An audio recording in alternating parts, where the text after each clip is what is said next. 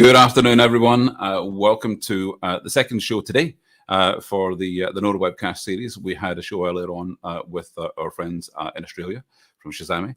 The show this afternoon, I'm going to be sharing with John Salt from LogicMelon. If you didn't catch the show earlier on, I'm just going to explain where we're up to in the process for the NORAs this year. The NORAs are obviously going to be happening, the NORAs Awards event itself, on the 10th of November. So that's 3 weeks from tomorrow. So get your dancing shoes out. The finalists that we have, there's more new finalists this year than we've ever had before. I think of all the finalists, there are 56 of them who were not finalists for the same award last year. So in terms of new, fresh blood, companies who maybe were finalists a few years ago and are back, the amount of competition that we're seeing is really quite phenomenal. So in terms of NORA's news, that's right up there. We also have a brand new venue. The new venue that we have, we're not going to be, unfortunately, in the basement nightclub in Covent Garden. I think from a COVID point of view, that's not recommended. But what we've found is a spectacular, frankly, really quite classy venue where we're going to be bringing everyone into the Carisbrooke Hall near Marble Arch. We've got the entire run of the venue, so it's going to be spectacular. There's a huge stage, big screen, cabaret tables, and we've got a big balcony upstairs as well as a fully functioning bar, which, as we all know, is quite important at the NORAs. So getting back to the show today, I'm going to bring to the screen my very special guest, and an old pal, John Salt, Managing Director of LogicMelon. John, good afternoon. How the devil are you?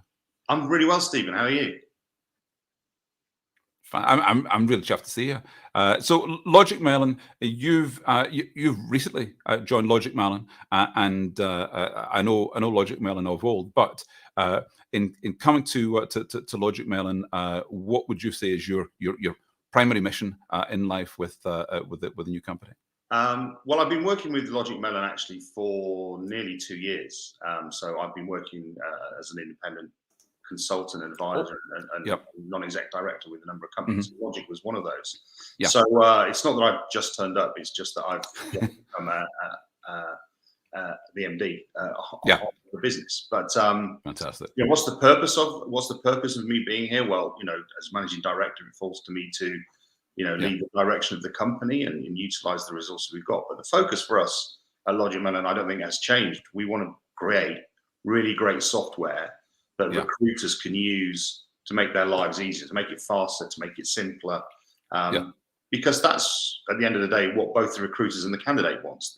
They want absolutely a recruitment process or a thing to go through that's quick, that's easy, that's simple, that's not repetitive, that's not redirectionable.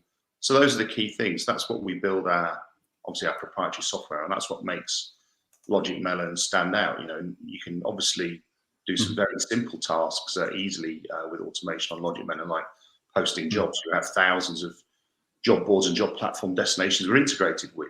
We can work with people's ATS systems using our software seamlessly, where literally any ATS vendor you care to name will have a strong integration with. The key thing for us is we own that. We own that software, and we work on that software all the time. So when a candidate applies to a job via LogicMelon, there's no redirection. It goes straight through to LogicMelon, seamlessly into there, and that actually then provides a much quicker experience. When recruiters are using LogicMelon on things like Search Plus or where they can look for all the CV databases they have access to in one place, that gives them speed. It also means they're using great parsing technology. We use Daxtra as an integration with us, for example, to look at all the candidates, no matter where they've come from. They can all be rated in one place, in one screen. Again, faster and better. And we've been building new stuff as well, so it's been great. Yep. Can I backtrack a little? What I should have asked you at the start is, so just to establish for anyone who doesn't know John Salt. John Salt has been in this industry for a long time, about the same time as me, actually, in terms of online recruitment. But can you give us a bit of a background for people who are not up to speed on your LinkedIn profile, your track record in the industry? Yeah, well, when I realised I wasn't going to be an Olympic athlete or a male model, I decided that recruitment advertising was for me. So Yeah. I started out many years ago working at the Guardian Media Group, working on the Guardian Observer when things were in print, and it used to cost a lot more money and be a lot slower, and you couldn't track it. But highly successful. Guardian then launched a thing called Guardian Jobs, or Jobs Unlimited, actually it's called to begin with. That was in about 1995, 96, and I started selling online recruitment then. I went to work specifically just on that for the Guardian, and it became Jobs Unlimited, or Guardian Jobs as it's now known from there. I then moved into work with Reed Elsevier, Reed Business Information, magazine publishers.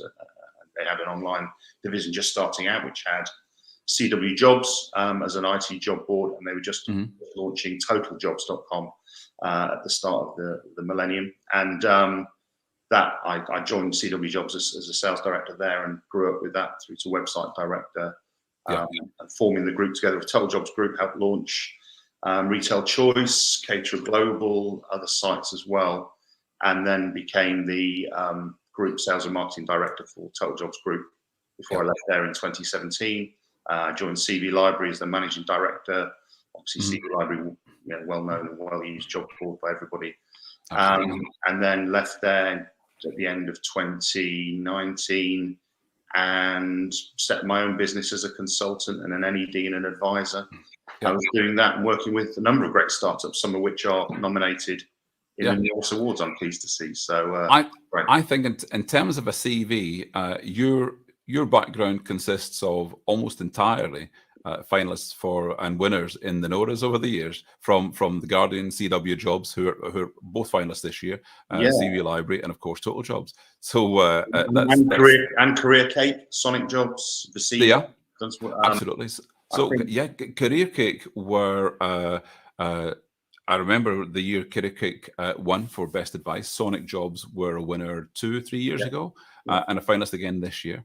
Fingers and lots of pies. And in terms of experience, pretty much as long as there's been online recruitment, you've been in it. We've certainly seen some changes around it. I mean, it was a real eye opener when we first started selling it back in the early, selling it on its own. For example, CW Jobs and Total Jobs, where people would still be kind of placing most of their advertising in print.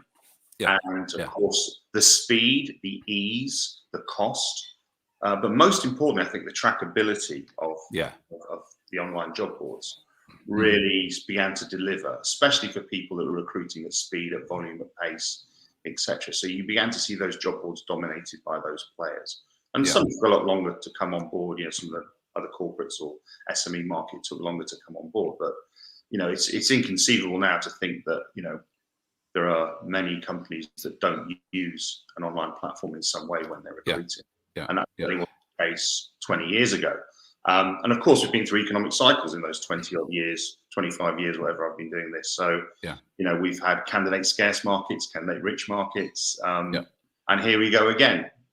Those things are always going to be there. What changes, of course, is the technology you use at different stages. So right now we're in a very candidate-driven market. The candidate's king or queen, and they're a very choosy king or queen, right? Because they're not just looking around for one option. They've kind of got that perfect job syndrome, and they're waiting for 5 or 6 offers before they choose.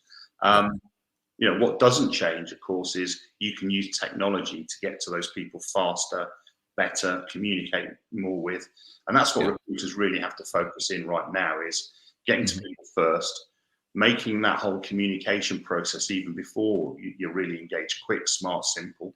There are tools they can use to do that, everything from chatbots to better ways of finding people.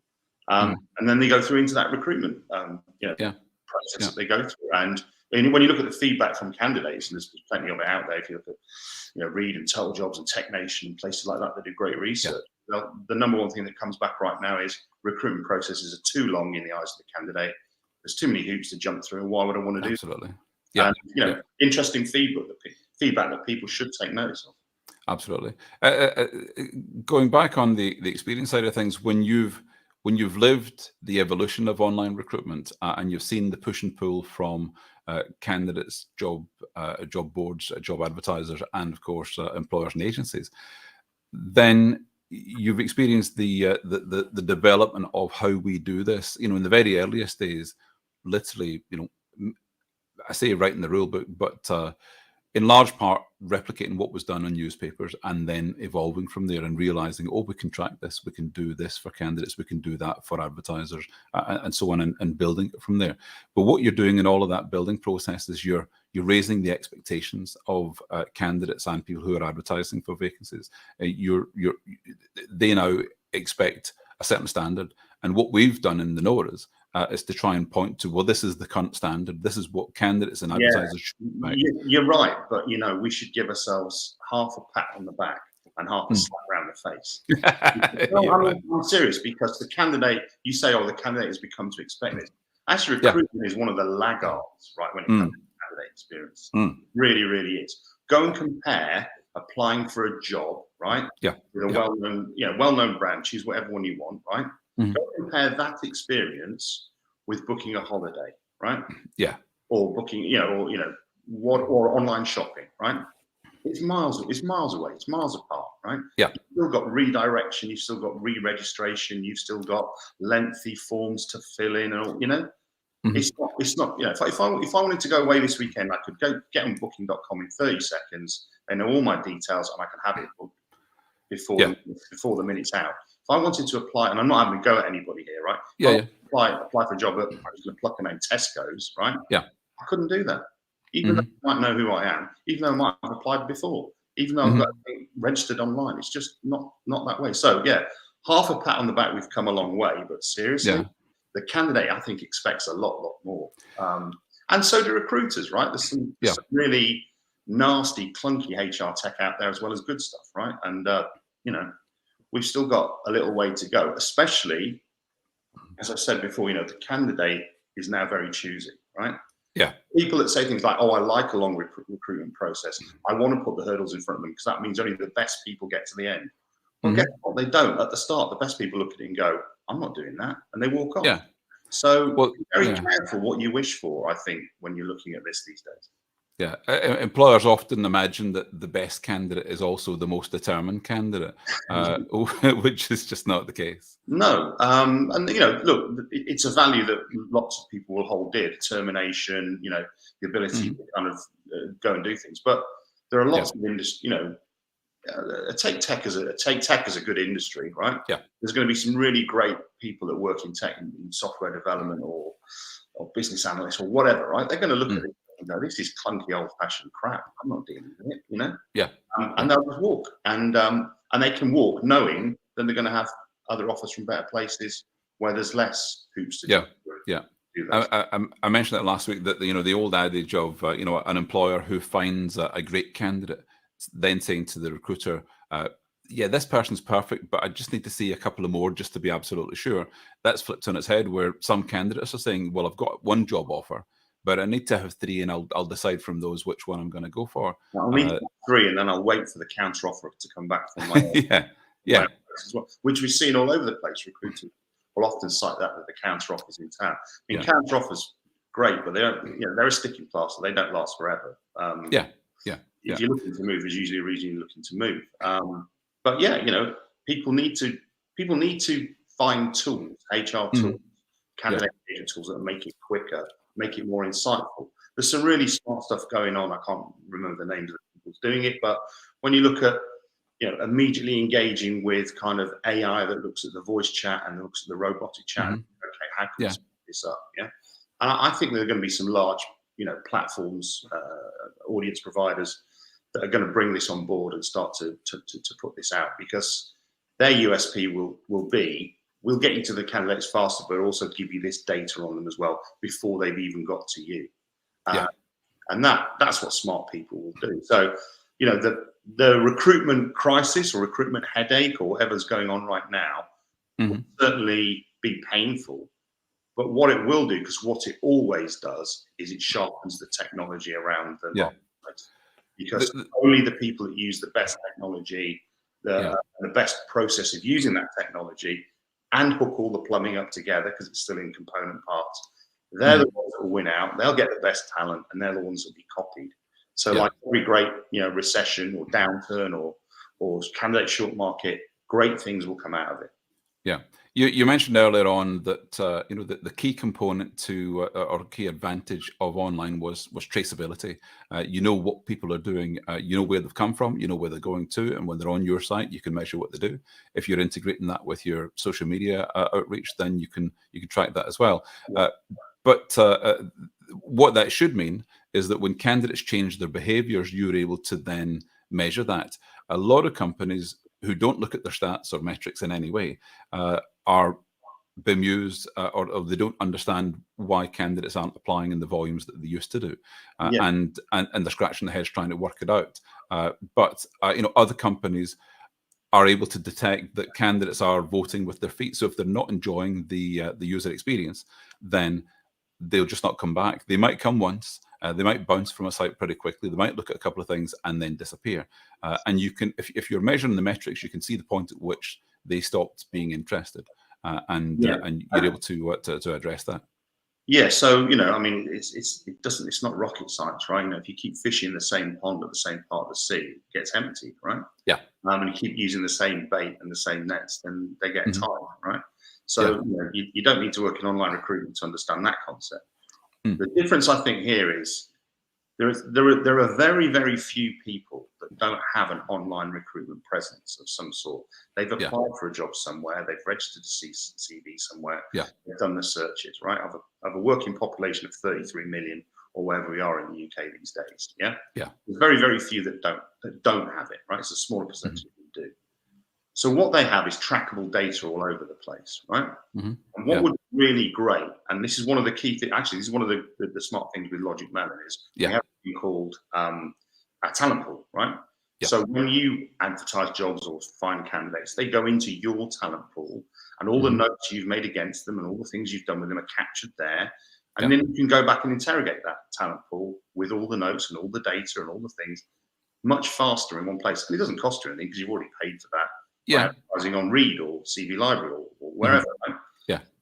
Now that's a great thing to have because it's about speed and it gets you to those people quicker with more information. So the trackability these days isn't so much where did those people come from? It's where are those people? What do I already know about them? How can I get to them quicker and see more informed than the recruiter? That's where smart recruitment is happening and should happen more of, right?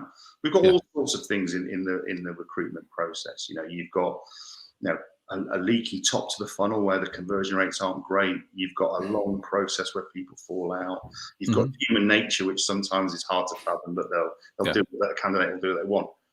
But the point is there are technology pieces at play now which are going to come to the fore in a tight market that are smart, that are addressing some of the real issues, and it will tighten that whole process up from initial engagement right through to accepting the job, and really importantly, onboarding. Are they successful? They go on and do, what do they look like? Because if you understand all those data points, phishing becomes a lot more informed.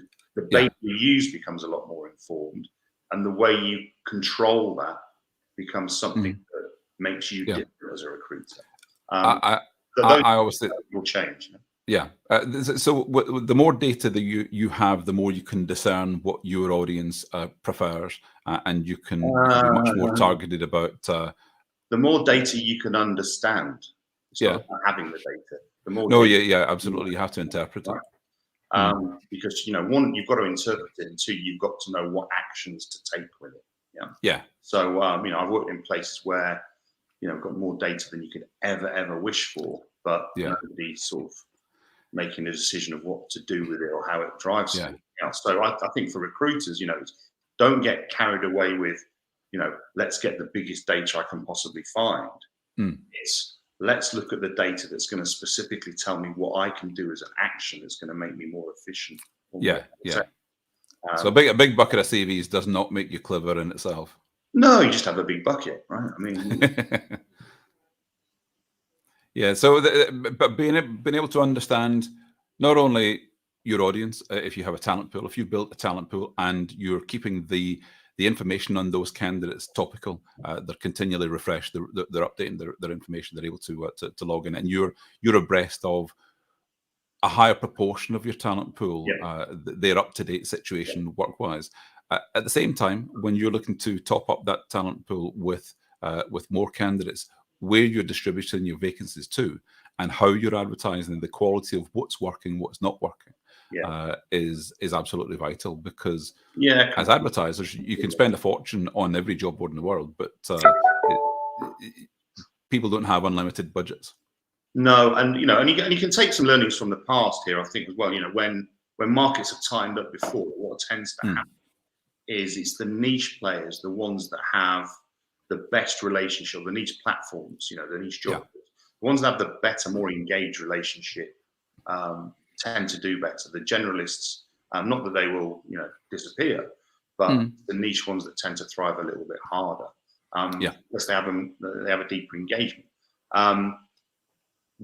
But what you will see from some of the bigger generalists, of course, is they will double down on getting their technology to be very niche and to address a certain part of the process. So, we talk about AI or chatbots, or using technology to understand the makeup of the person or the makeup of the company they're going to. And Stone are a good example with some of the acquisitions they've made in the last 3 or 4 years with things like Good & Co. and so they're trying to understand more about the fit, more about what makes people choose and how they look at the criteria of the company. And that's smart, because that's good data information. But it comes back, if you're a recruiter, if you're an in-house recruiter, if you're working in a recruitment agency, what can you do? What can you understand about where to go and find these candidates?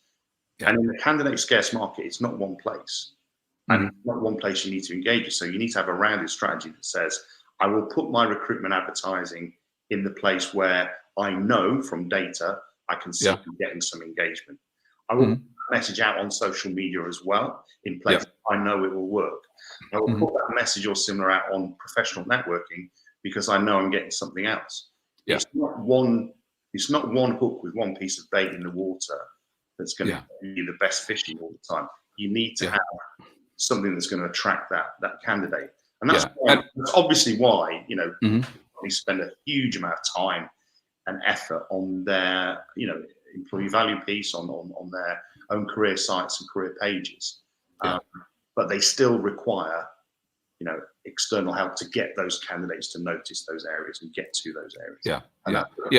That's the job of the platforms, of the job platforms. Having that campaign effect across, as you say, fishing in different ponds and looking for not only diverse candidates, but candidates who otherwise were never considering working for your organization because they just didn't know anything about your company.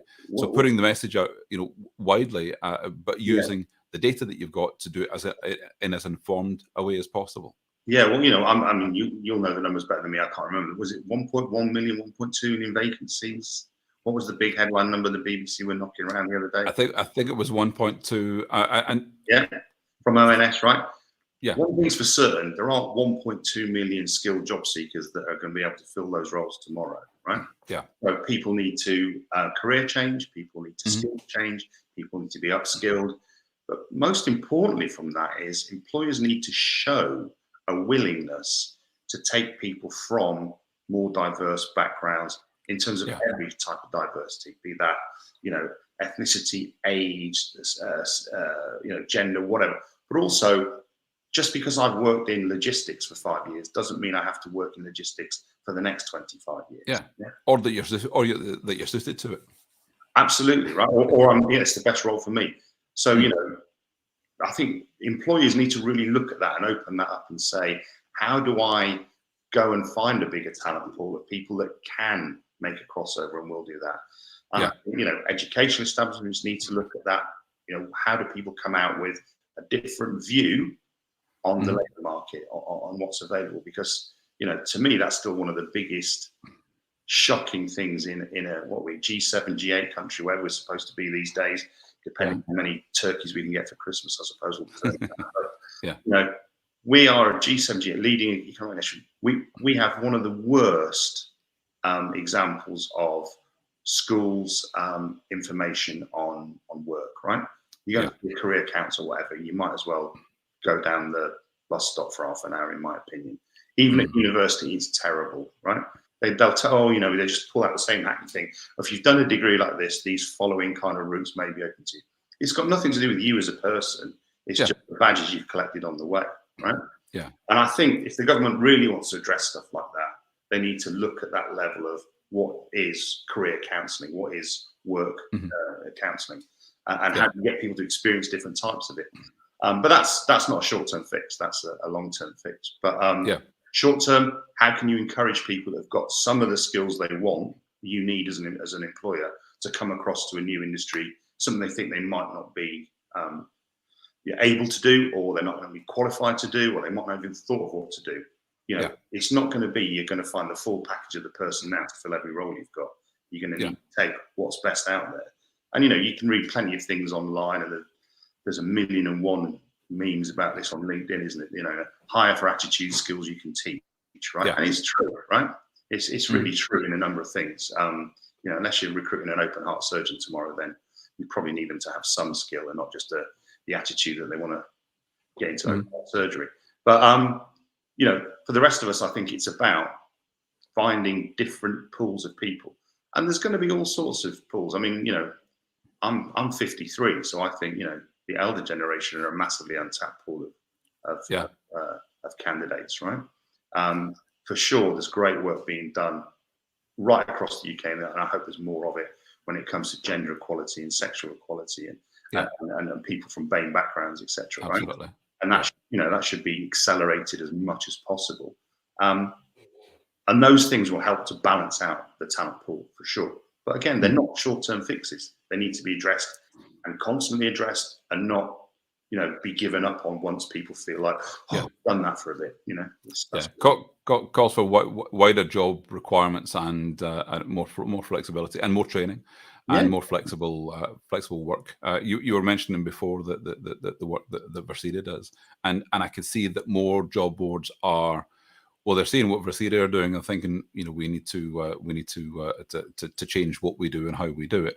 And again, through distribution platforms, such as in LogicMelon, you're able to find what's going to work, how you're going to find those candidates, how you're going to find candidates who otherwise were not coming across your vacancy. How you find them, it's what you say in front of them. So, using tools to make sure that the language you use and the way you put it across, resonates equally well with everybody, and doesn't pre-discriminate or doesn't prejudge or doesn't preclude anybody from looking at those roles. And there's great technology out there that helps with that already. I think that's going to be an area that's going to accelerate massively. So what are the technologies that you've seen that you're excited about and you think, well, this is going to move the needle? Well, just on that thing, there's I think Get Optimal are doing a good job with their inclusive work there. I think ATSs are moving forward, and they need, I think they all need to. So there's a number of good things going on there. I already mentioned the use of kind of chatbots and candidate engagement, and I think a couple of big platforms will bring that out. At the top end of the funnel, improving the application rate. The dropout rate is still horrendous. As I said, if you went back to travel or shopping, no way would people put up with a 4% completed basket rate. No chance, right? Whereas recruiters do. They go, oh well, we lose 96% of the people. So there are people like Sonic Jobs, who is a NORA finalist. They've done some really good RPA, robot process automation on the top end of that. Their conversion rate's like 23%, 6 times the market average. What other bits and pieces do I like? I mean, there's so many, right? I mean, that's the great thing about when times get tough. People get innovative. And I have an idea. that and I can't back this up with stats. This is purely based on based on feedback that we get through the NORAs and based on speaking with so many people in the industry, that the candidates staying away from applications in the volume that they were. It's not that they've been turned off or that they're not looking for jobs entirely. It's that they're voting with their feet. They're not enjoying the process. They're bailing out, and candidates are asserting themselves. And for decades, I've wanted candidates to push back because, so much of online recruitment is not up to standard, and candidates are asked to jump through so many ridiculous hoops that maybe now they're in a position they're saying, do you know, I'm not going to put myself out to that extent to go through all the bumps involved in going through, a job board onto an ATS platform, and asked to go through so many processes before I can even get to the, the part where I'm formally applying for a job. Candidates are just, they might start the process, but as you say, they bail out, and they think, well, there must be somewhere easier that I can do this. Talking about earlier, Steve, you wouldn't expect that on Deliveroo or Booking.com. No. But recruiters, when they've had the upper hand, where it's a candidate-rich market, it's not been a problem. So why address the problem, right? It's fine, right? Now it's a candidate-scarce problem. You've got to address the problem, and the people that win are the people that address it. Is the people that work collaboratively, the people that integrate, partner, and alliance, and do those things well. There are still 5 or 6 components of the whole recruitment process, and really, no one person owns all of that, right? So you've got to, it's a bit like building a house. You've got to have the So with LogicMelon, you're working with both recruitment agencies and employers directly, and from them you'll be getting a lot of feedback on what's working for them and what improvements they need, and of course what's not working anymore. Are there elements of the ATS that have got to the point where we'll just retire that, we don't do that anymore? Are there? No, I don't think there are elements where you go, we just retire that. I think there are more a call from people to say, how can this be faster? How can this be more inclusive? How can this be plumbed in better with other things we're using, right? Onboarding, payroll, blah blah blah, right? So how do you make that happen? Plus the fact that how do we do less push advertising, right, and more pull marketing of candidates? So and that comes back to what we talked about before. You've probably previously engaged with a lot of people. A lot of people have already been applying to jobs over the years, right? So they've already got some recruitment history. How do you expose that? How do you find that? And how do you then have a better conversation with the candidate, knowing what they have and haven't applied for before and why? Or if you've ever spoken to them, you can reach back and look at the conversation notes or the interview notes and use that as well, because that's where things like talent pool. Well, if you've got a 3-dimensional picture of candidates, what their interests are, what their plans are career-wise, what from their behaviour online, what is interesting them, then you can be much more sophisticated in how you address those candidates. They might be ready and hot to apply for a vacancy right now, or it might be that they're in the preliminary stages and they're going to be ready in a few months' time. So you can be nurturing those candidates. You can be providing them with more information. Absolutely, you're absolutely right. And there's always a great debate against the active and the passive candidate. And I've always held the view: you show the right job to the right person, they're all active. Well, it's a spectrum, of course, and people with the right persuasion, people can change their mind in an instant, but it depends on the circumstance. John, I've just noticed the time. We've gone slightly over. It's been great chatting to you. And again, I mentioned before, LogicMelon being involved in the NORAs is a fantastic thing. I have been involved in for the past few years now. Great to see you with LogicMelon heading the ship as the captain. And I'm looking forward to seeing you at the NORAs itself. Are you going to be presenting the award on stage? If you invite me to, that's great. Absolutely. Looking forward to doing that, and looking forward to the new venue you've got, and looking forward to seeing a lot of people face to face. Haven't done that for a while, so maybe get you singing with a band as well. Almost certainly, any time after 11 o'clock, I'll be available. Well, the thing, of course, is it wouldn't be the NORAs if there wasn't a degree of beverages on tap. So nice to socialise with people and catch up, but also to relax and enjoy the night, right? And celebrate with the worthy winners. Fantastic networking. Well, John, thank you very much for joining me this afternoon. Thanks everyone who's watching either live or on replay, or of course on any of the social media channels that we're putting out to. We will be back next week. We have a couple of shows lined up on Tuesday and Thursday next week. So until then, thank you very much. Thanks, John, and thanks everyone who's joined us, and we'll see you soon. Thank you. Then. Bye-bye.